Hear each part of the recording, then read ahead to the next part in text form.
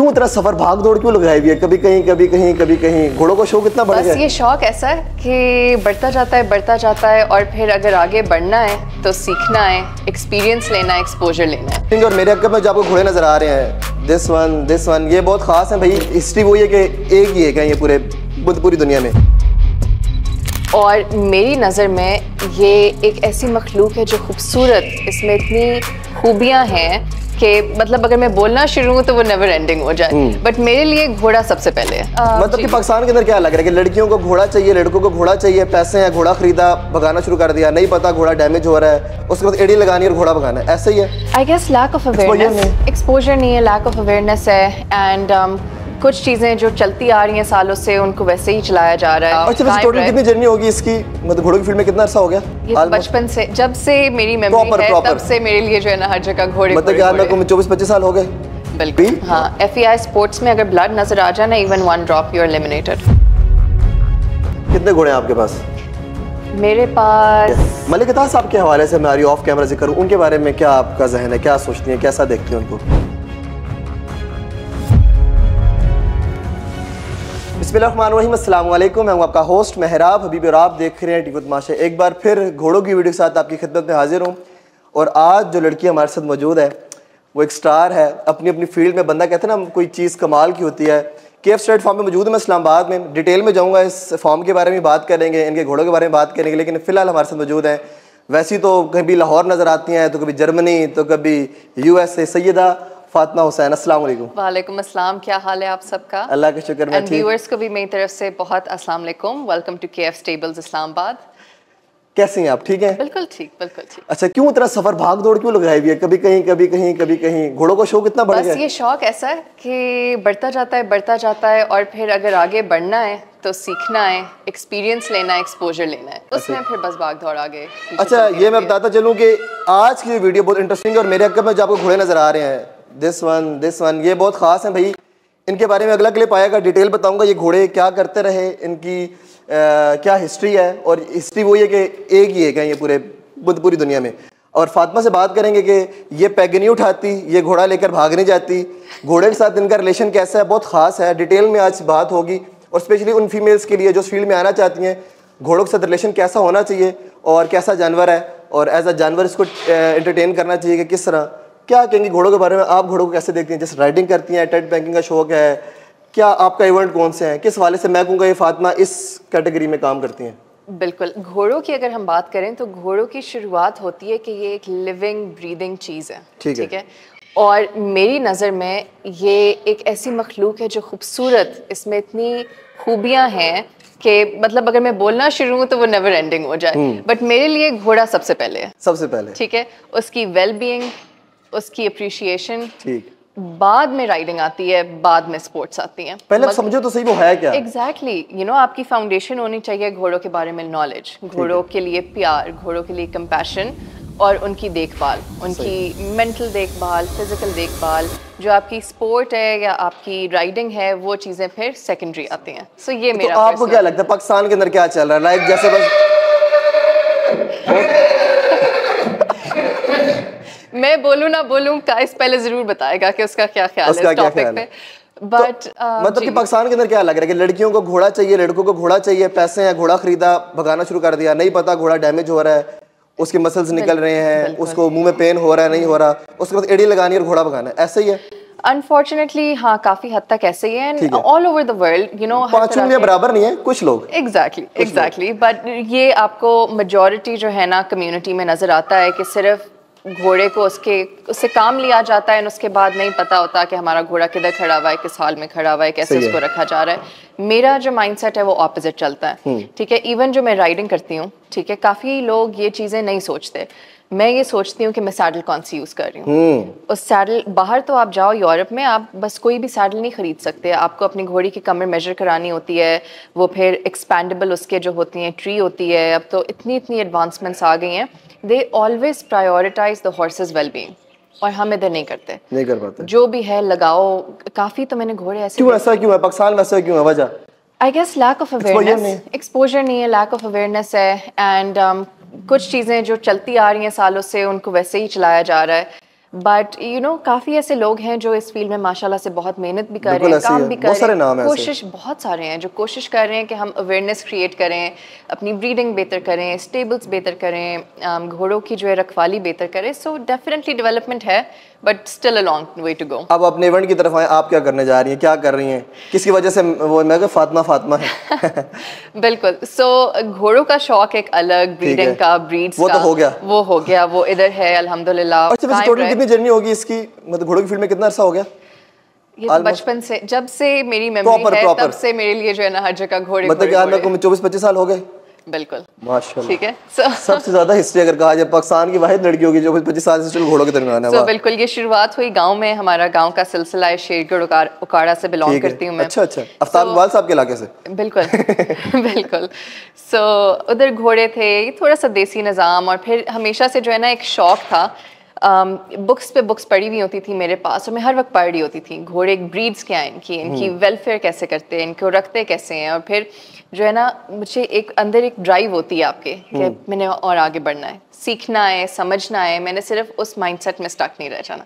So as long as I can remember मेरे लिए घोड़े ही घोड़े। ठीक, इवेंट बताइए, event. Yes, so I am an aspiring dressage rider. ये क्या होता है? बिल्कुल, अभी बात करते हैं हम।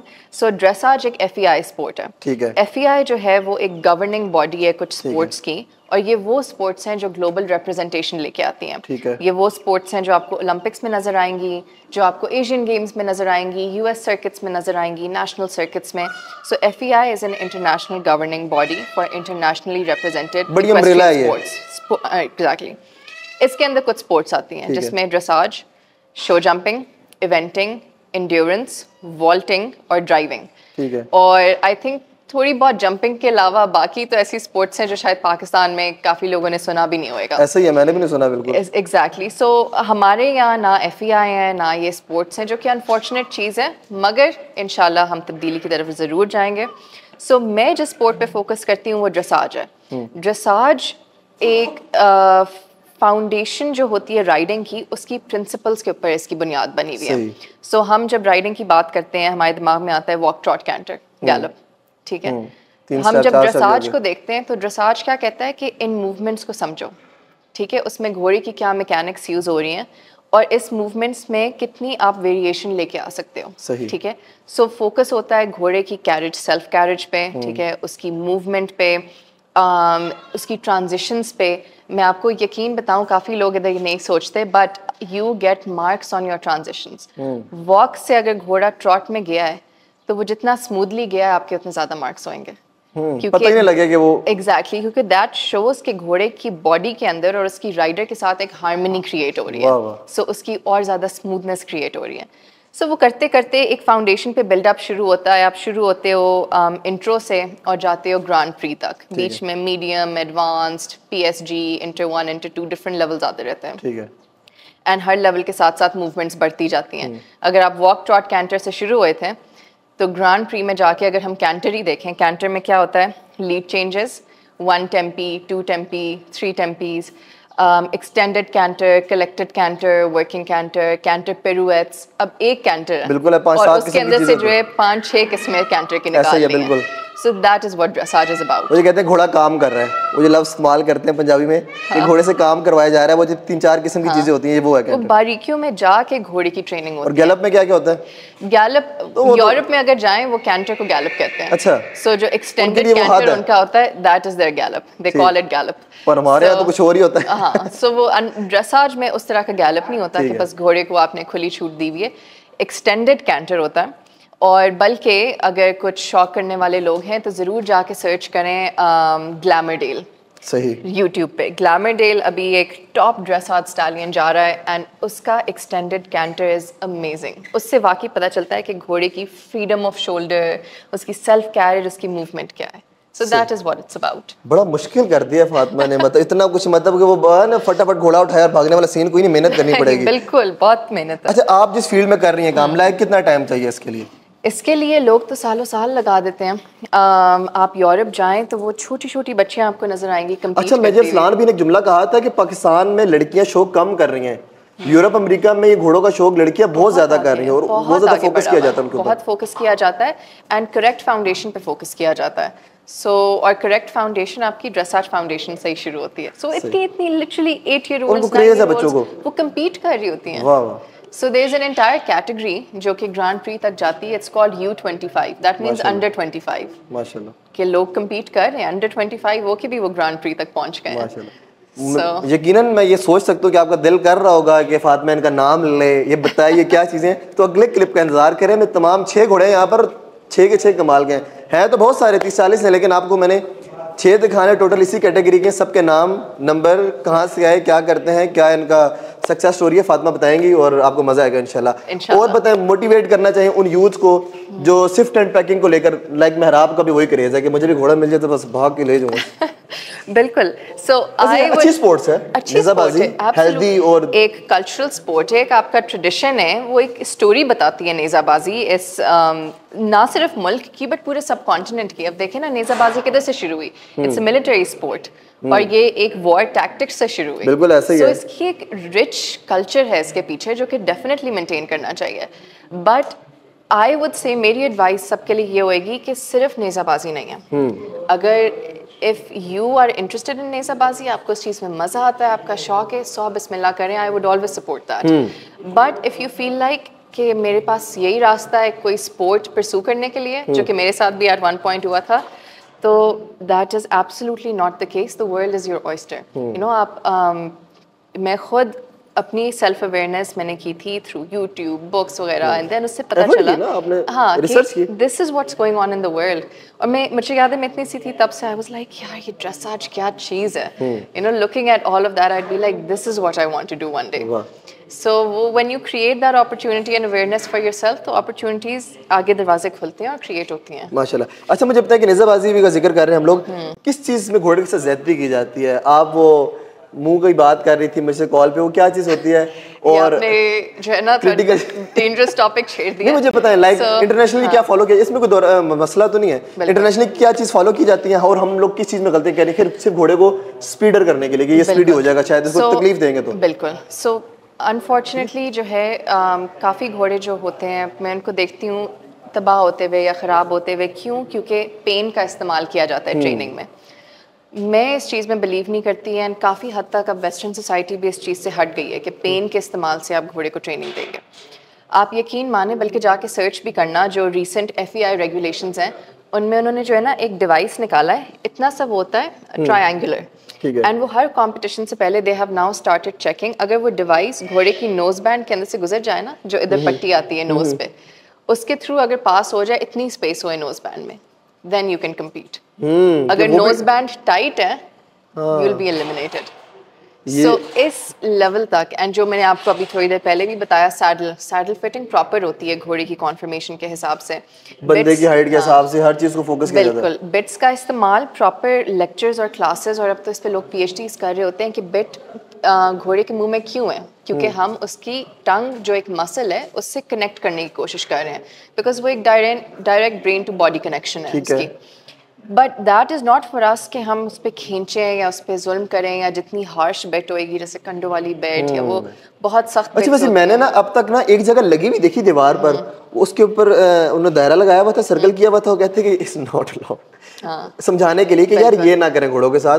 वो भी हमारे इस्लामाबाद के भाई हैं, उनके पास देखा था. वैसे मैंने लगे हुए बहुत कम देखा है, लेकिन मैंने देखा और ये भी देखा है कि घोड़े को भागते हुए एक कैप्चर हुआ हुआ कि ब्लड आ रहा है उसके, और उसके पेट पे भी. हाँ, FEI स्पोर्ट्स में अगर ब्लड नजर आ जाए ना, even 1 drop you are eliminated immediately, खत्म. घोड़े को ज्यादा अहमियत दी जाती है. बिल्कुल. It's all about the horses at the end of the day. आप सेकेंडरी हो, आप इंसान हो, आप अशरफुल मखलूकात हो, अपना ख्याल रख सकते हो. वो एक जो है ना बेज़बान चीज़ है. ऐसा ही है. इट्स डिपेंडेंट ऑन यू अपने ख्याल के लिए. सो बस उस चीज़ को पाकिस्तान में जब आप मतलब वैसे तो है पाकिस्तान में, क्या करना चाहेंगे खुद से? कुछ आपको अगर ऑफर की जाए या ओहदा ऐसा मिल जाए तो क्या करना चाहेंगे स्पेशल अपनी स्पोर्ट्स को लेके? बिल्कुल, आई वुड वांट कि ये स्पोर्ट्स FEI स्पोर्ट्स पाकिस्तान आपके साथ कोई लड़की तो नहीं है पाकिस्तान में जो आप कर रही हैं? नहीं है. नहीं है, काफ़ी जो परसू कर रही हैं. हमारी जंपिंग में भी एक है, she was based in Dubai, I believe she is somewhere in Europe now. Dressage में भी परसू कर रही हैं Aleena Bukhari. So there are a lot who are like doing a lot, which is great. Which is great. So they should keep pursuing that, and this is what we need. We need more athletes and we need more players and more representation. कितने घोड़े हैं आपके पास? मेरे पास I would say 6 6 हाँ। तो but सारे बटे हुए हैं, कोई इधर कोई उधर। ठीक। और अपना प्रॉपर जहाँ पे आपका दिल करता है, आपको ज़्यादा टाइम बाहर गुजरते हैं, तो जब आते हैं कहीं पर कि अपना कौन कौन से स्टड फार्म पे ज़्यादा विजिट रहता है आपका, जहाँ की घोड़े आपको पसंद है? बिल्कुल। सो एक तो टीएम फार्म से बहुत एसोसिएशन है, ठीक है। उन्होंने जितना मुझे अपॉर्चुनिटीज़ दी है, जितना ख्याल रखा है, उन्हीं से मैंने अपना घोड़ा लिया, जो कि एक शो जंपिंग प्रॉस्पेक्ट है और वो उधर ही है। और टीएम फार्म्स के साथ मिलकर काम भी बहुत किया। सही है। फिर केएफ स्टेबल्स के साथ जो है काफ़ी एसोसिएशन पैदा हुई, हमने ब्रीडिंग प्रोग्राम इकट्ठे क्यूरेट किया। अमजद साहब ने बड़ा सपोर्ट किया है। बिल्कुल, मुजाहिद साहब उन्होंने बहुत सपोर्ट किया और अपना शौक बढ़ाया। तो उनसे एक एसोसिएशन क्रिएट हुई। एंड फिर ये होता है, जैसे मैंने मेंशन किया है, गाँव का सिलसिला, वापस जाना, अपने जो है ना घोड़े विजिट करना, फैमिली वाले, ऑन एंड ऑफ, सो चलता रहता है। अच्छा, आपने मुझे ऑफ कैमरा बताया था आपका कुछ यूनिक सा, कोई खास सा, कोई प्यारा सा घोड़ा है, वो यहाँ पाकिस्तान नहीं है। बिल्कुल। तो वो आएगा पाकिस्तान, कभी मुश्किल होगा? नहीं, वो पाकिस्तान घोड़ी है, सो पाकिस्तान नहीं आएगी।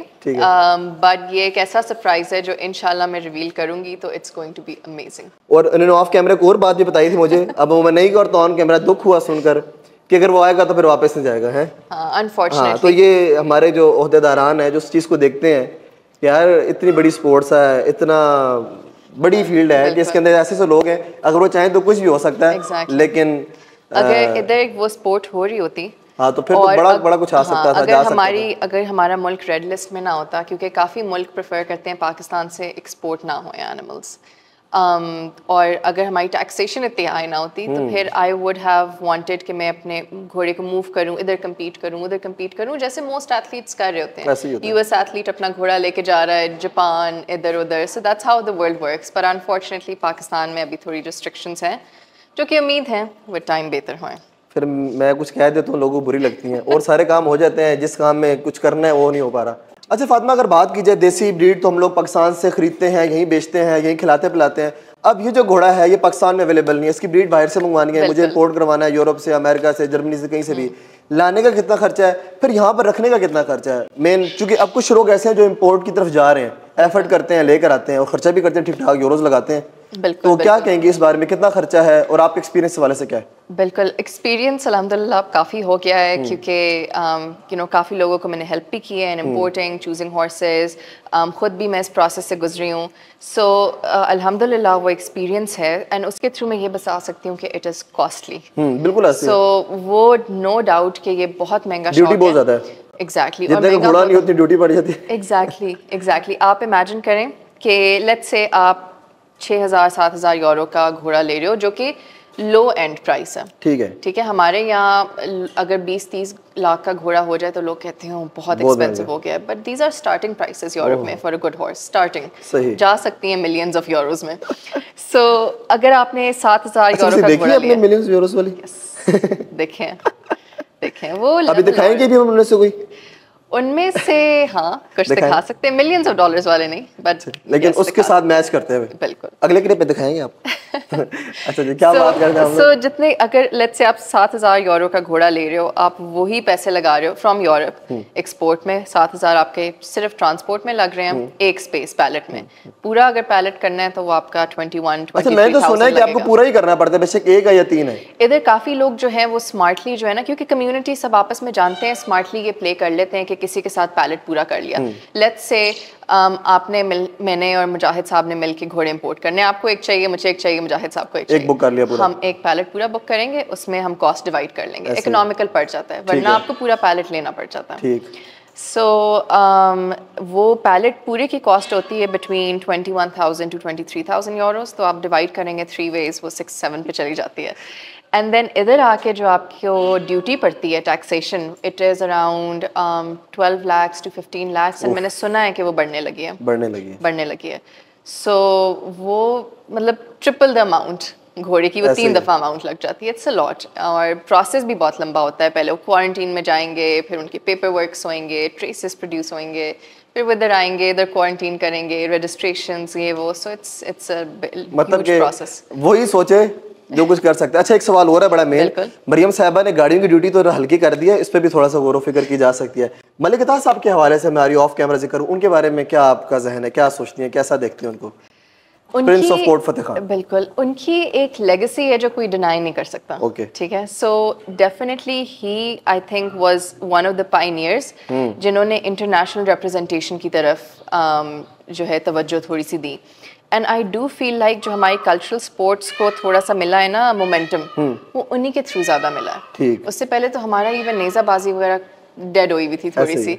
सो उन्होंने काफ़ी चीज़ें रेवोल्यूशनलाइज की हैं एंड उनकी स्टोरी से हमें ये लेसन लेना चाहिए कि हम मज़ीद रेवोल्यूशनाइज कर सकते हैं चीज़ें, मज़ीद इम्प्रूवमेंट्स ला सकते हैं, मज़ीद रिप्रेजेंटेशन कर सकते हैं। कभी ख्वाहिश का इजहार रहा, कभी मेरी मुलाकात होती उनके साथ? हाँ बिल्कुल। हुई मुलाकात आपकी? नहीं, अनफॉर्चुनेटली नहीं। फैमिली की मेरी हुई भी है, अगर मेरी हुई भी है तो शायद मुझे याद नहीं है, मैं बहुत छोटी होंगी। बट वो उनसे वन ऑन वन मिलना, उनसे गपशप करना, उनसे वो एक्सपर्टीज नॉलेज लेना, वो अनफॉर्चुनेटली चीज़ रह गई जो मैं लेगेसी उनकी जिंदा रहेगी अरसलान भी के थ्रू इंशाल्लाह। Fatima thank you so much. Thank you for your time, मजा आया बात करके। Thank you so much. और नेक्स्ट क्लिप में हम लोग फिर करेंगे डिस्कस। आप हमें सपोर्ट करें, देखते रहें, मोहब्बत दें, मोहब्बत बांटें, नेगेटिव कमेंट करें ज़रूर और हम उसको अप्रिशिएट भी करेंगे, आपको देखेंगे, रिप्लाई भी करेंगे। और फातिमा का जो स्टाइल है वो आपके सामने ही है और यही देखकर मैंने इनको अप्रोच किया। मैंने कहा कि आपको भी सामने आना चाहिए कि इंटरव्यू बड़ा वायरल रहा इनका। Again thank you so much. Next clip में मिलते हैं अगेन। अल्लाह हाफ़िज़।